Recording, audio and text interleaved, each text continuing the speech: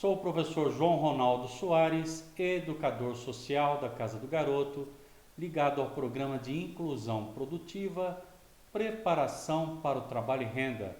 Sejam todos bem-vindos à nossa 47ª aula do curso Técnicas Administrativas, Vendas no Varejo e Atendimento ao Cliente.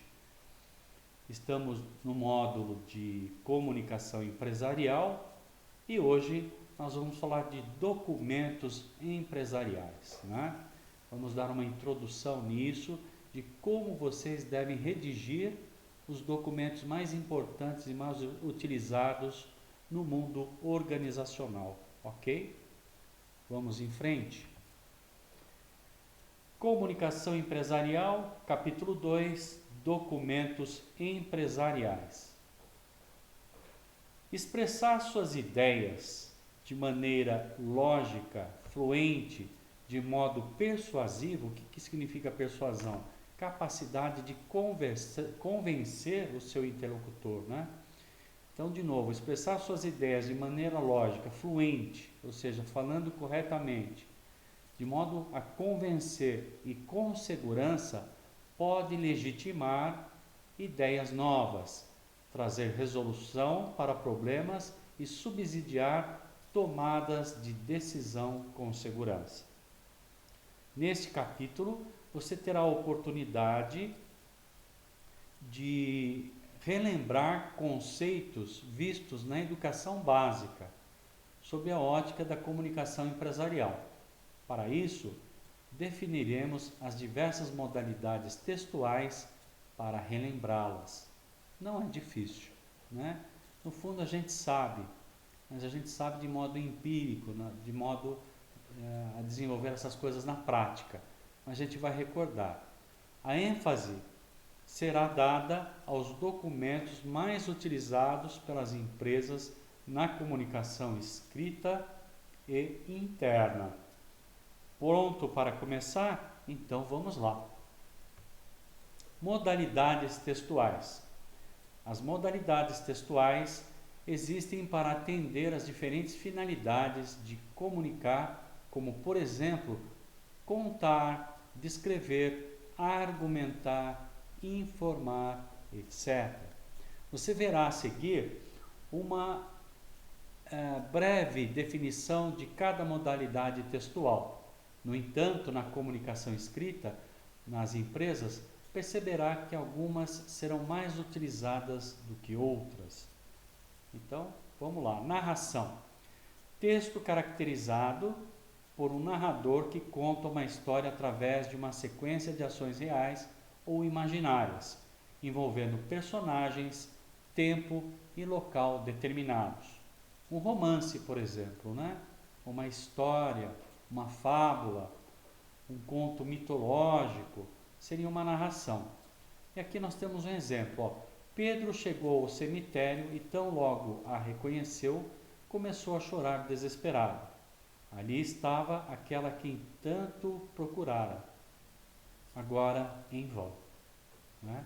Então aí você tem uma narrativa de uma história triste. Né? Agora vamos ver as outras modalidades. Descrição. Descreve por meio de palavras um lugar, uma pessoa, um animal, um objeto, um processo, sensações e sentimentos. Aí nós temos um exemplo, né? Era uma sala escura com móveis antigos e rústicos. A mesa era pequena e retangular. Não havia ali quadro ou cortinas que enfeitassem o lugar. Olha que construção bonita, né? A gente tem a descrição também quando a gente vai falar de personagens, né? Principalmente quem gosta de games, né? De RPG, você tem ali o perfil de cada um dos personagens. Então isso também é uma descrição. Vamos para a próxima? Dissertação. Tipo de texto argumentativo e opinativo, uma vez que expõe a opinião sobre determinado assunto ou tema, por meio de uma argumentação lógica, coerente e coesa. São os casos dos resumos, resenhas, textos científicos, palestras, materiais didáticos, textos, revistas, jornais e tem mais um que não citou, redação. Quando alguém pede uma redação, o sinônimo é uma dissertação. Então a redação ela pode cair, né, a dissertação, num processo seletivo, né, logo depois de uma dinâmica de grupo, que já falamos que é o início do processo seletivo, e para triar os candidatos eles colocam para fazer uma redação. E aí você precisa criar um texto argumentativo sobre determinado assunto. Quais os temas mais empregados no processo seletivo para uma redação? Conte-me um pouco sobre você. Quem é você? É um tema bastante utilizado. Outro, como você se vê na nossa empresa? Construa uma redação dizendo de como que seria a sua atuação na nossa organização. Se você não fez uma pesquisa sobre a empresa, já vai te quebrar as pernas, não é mesmo? Então, olha quantas coisas nós devemos estudar para nos mantermos atualizados, não é mesmo? Vamos lá para o próximo gênero. Instrução, injunção. Tem a função de orientar, ensinar e disciplinar ações e comportamentos. Sua linguagem deve ser simples, já que o objetivo é explicar a mensagem do modo mais claro possível. A principal característica dessa modalidade textual é demonstrar ordem como numa bula de remédio ou manual de instruções, por exemplo. Ou quando tem a descrição do perfil do seu cargo, né? Muitas vezes é uma empresa multinacional, no primeiro dia de trabalho, normalmente eles fazem uma integração, que as pessoas que estão começando naquele dia de trabalho, elas vão conhecer as diversas áreas, e essas diversas áreas vão explicar, né, como elas funcionam, como acessá-las. Aí nós temos instruções, injunções, né? E quando o seu gerente entrega para você, né, fala que tem um manual de cargos, né? Eu gostaria que você desse uma olhada nas suas atribuições. Então lá vai ter a descrição do cargo, os requisitos, né? E a descrição de um dia de trabalho. Aí são instruções. Argumentação. Tem como objetivo convencer, ou seja, levar o leitor a concordar com o que está sendo proposto e defendido. O autor expressa uma opinião crítica acerca de um assunto, política, por exemplo, né? Defendendo-a por meio de uma argumentação clara e objetiva, fundamentada em fatos e dados concretos. Hoje, por exemplo, nós estamos a 8 dias da eleição do próximo presidente norte-americano. Então a gente vê várias correntes defendendo um e outro candidato. Aí nós temos um texto argumentativo. A argumentação é bastante utilizada em propostas para aprovação de projetos, bem como em teses e trabalhos de conclusão de curso. Não é? Um TCC, portanto, trabalho de conclusão de curso. Então, por aqui nós já vimos algumas modalidades de textuais. Vamos ver aquelas que são mais empregadas no dia a dia do trabalho. Desde o surgimento da internet, então comunicação interna e ferramentas virtuais, né? Já estava pulando. Desde o surgimento da internet, enviar e receber informações passou a ser algo muito mais fácil e rápido. O mundo corporativo, que é o mundo das empresas, logicamente não poderia ficar indiferente a essa inovação tecnológica que, pelo contrário, passou a ser seu maior usuário. Então as empresas usam muito. Como você deve imaginar, a comunicação interna na maioria das grandes empresas ocorre quase que totalmente por meio eletrônico. No entanto, seja em meio eletrônico ou não, é preciso escrever corretamente, de modo a tornar a mensagem a mais clara possível, sem erros de concordância, né? Nós já vimos isso, sem erros de português, de ortografia, a grafia correta das palavras e que não seja redundante. Tem que ser bastante objetivo. Vamos mostrar nas próximas páginas, né, nos próximos slides, vários modelos de documentos que podem ser disponibilizados tanto por meio eletrônico quanto por meio impresso, referentes à comunicação escrita e interna. Aqui vale lembrar que o canal de comunicação deve ser escolhido de modo a atender ao objetivo da mensagem e ao público ao qual se destina. Ok? Você se lembra dos canais de comunicação vistos no capítulo 1? Agora abordaremos os recursos de comunicação que fazem parte do canal de comunicação visual. Né? Nós temos o canal visual, o canal auditivo e o audiovisual. Vamos ver? Visual, memorando, os documentos, ofício, ata, relatório, comunicados e e-mail. Auditivo, telefone e conversa pessoal, né? Por aplicativos. As empresas hoje estão utilizando os mensageiros, como o WhatsApp, Messenger, né? O Telegram. As empresas estão usando. Então, além do telefone e da conversa pessoal, você tem as conversas por mensageiros, né? Aplicativos. E audiovisual você tem videoconferência, vídeos para formação e tem também as chamadas por aplicativos, né? Tem várias, principalmente agora na pandemia, em que o contato mais próximo se torna inviável. Então as empresas também estão usando as comunicações eletrônicas, né? Videoconferências, por assim dizer.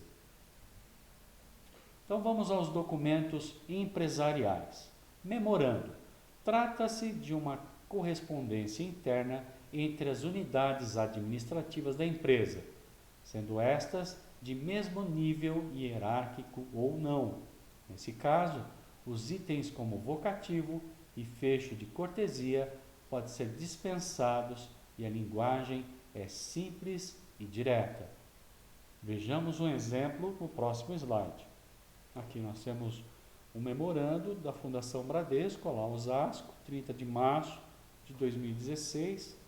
Ali tem o endereçamento à educação profissional, o responsável deve ser o gerente, senhor Pedro Santos, e o assunto. Qual que é o assunto? Manual, né, de avaliação institucional, AVI.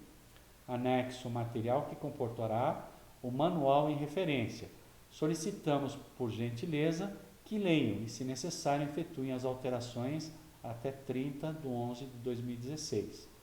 Se até essa data não obtivermos resposta, consideraremos o conteúdo validado. Departamento de Recursos Didáticos. Está vendo? Uma mensagem interna, né, com objetivo a uma pessoa específica e bastante enxuta e sintética, bastante objetiva. Isso caracterizam os memorandos. Agora vamos ver o ofício. Né? Quando não temos o memorando, nós temos um ofício para redigir. Documento oficial, razão pelo qual é expedido por órgãos públicos. Seu destinatário, no entanto, pode ser órgão público, empresas ou um particular. Em âmbito empresarial, há ofícios válidos apenas internamente. Então, é um meio de comunicação bastante veiculado dentro das organizações. Vejamos um exemplo no próximo slide. Aqui nós temos o ofício, número, tá vendo? Já tem aí um registro, um rigor maior do que o memorando, né? Osasco, excelentíssimo diretor, venho respeitosamente solicitar providências a Vossa Senhoria quanto às condições precárias em que se encontra o refeitório. Há a necessidade de se rever o sistema de ventilação e de circulação de pessoas, uma vez que está prejudicando a refeição dos funcionários devido à pouca circulação de ar em relação ao número de usuários no local. Certo de que a solicitação será atendida, fique com meus votos de estima e consideração. João de Souza Filho. Também bastante objetivo, mas formal e também com um registro, né? Tem um rigor. Normalmente o ofício também tem um canhoto, onde a pessoa assina que recebeu, né? Documentos empresariais. Agora nós vamos falar da ata. Falamos do memorando, do ofício, agora ata, também muito empregada, né? Documento no qual são registradas de forma sistemática e precisa as ocorrências, as resoluções das assembleias, das reuniões ou das sessões realizadas por conselhos, corporações, comissões, congregações e entidades similares. Deve-se observar que a ata tem valor jurídico. Existem dois tipos de ata, a oficial e a não oficial, sendo esta utilizada pelas empresas. Cada empresa tem um padrão. A gente vê isso também, gente, muito utilizado em reunião de condomínio nos prédios, né? Então, a ata é redigida à mão, como a gente está vendo no exemplo ali, né? À esquerda, aquela é uma ata redigida à mão. Não pode ter espaço, né? Tudo que acontece, tudo que é deliberado na reunião, tudo é registrado. Até quem estava presente e quem não estava. Oficial ou não, a ata deve ser redigida em linguagem clara e objetiva. Hoje, provavelmente, as atas são digitadas e os erros podem ser corrigidos imediatamente. Olha que vantagem. No entanto, caso a ata tenha de ser redigida à mão, é necessário utilizar alguns termos para ajustar os erros, pois não pode haver rasura nela. É um documento oficial. Aí tem uma dica. A ata pode ser considerada modalidade textual narração, pois conta com um narrador, quem redige a ata, apresentando uma sequência de fatos e ações, com personagens participantes da reunião, tempo e local definidos. Entendeu? Uma ata é um documento narrativo, né? Vamos ver como redigir uma ata? Como redigir uma ata? Durante a reunião, emprega-se a expressão digo para ressaltar o erro. Após a vírgula, refere-se à expressão anterior e registra-se a forma correta. Exemplo, aos 9 dias do mês de abril, digo do mês de maio de 2016, é um texto narrativo, né? Após a redação, emprega-se a expressão em tempo para ressalvar o erro. Exemplo, em tempo, na linha onde se lê dados anuais, elimine-se a palavra anuais. Então, a ata, ela é como se fosse um documento, né, falado, mas transcrito como se fosse uma narrativa. E aqui nós temos um exemplo de uma ata feita à mão, né? Vamos ver como é que seria, quais os cuidados que temos que ter com a ata, caso ela seja redigida digitalmente. Então essa fonte foi utilizada para simular uma ata redigida à mão. Em documentos digitados, deve-se optar por uma fonte como Times New Roman ou Verdana, por exemplo. Ok? Então uma recomendação para uma formalização de uma ata digital. Para evitar mal-entendidos, todo número redigido como numeral deverá ter seu equivalente por extenso digitado entre parênteses, né? Como se fosse um cheque, preencher um cheque. Vamos ver como é que está aqui? Vamos ver desde o início. Então, olha lá. Aos 7 dias do mês de novembro de 2016, né? Então, é descrito tudo, os numerais já foram descritos na forma narrativa. E vamos ver aqui, em atas oficiais não pode haver linhas em branco. O registro deve ocorrer em apenas um parágrafo. Então, é uma narrativa em um parágrafo só, sem espaços. Por que não pode ter espaço, gente? Porque é um documento oficial. Se eu der espaço, dá espaço para alguém escrever alguma coisa a mais, né? Que não ocorreu durante a reunião em que a ata foi escrita, tá certo? Então, ó, o rigor aí que é interessante. Até mesmo a área reservada para assinaturas, que é embaixo, não deve conter linhas em branco. ok? Se alguém faltar, eu risco. Aqui um outro exemplo, então, de uma ata digitada. Ata da 5ª reunião do Comitê Operacional Sistema de Pagamento Brasileiro. Data da reunião 26 de outubro de 2020. Local auditório, né? Aí tem o nome dos participantes, os ausentes, o assunto, né? E os eventos. Então é uma narrativa. E lá embaixo a data, a hora e o local. E os assuntos que foram tratados. E naturalmente vai ter espaço para que as pessoas assinem.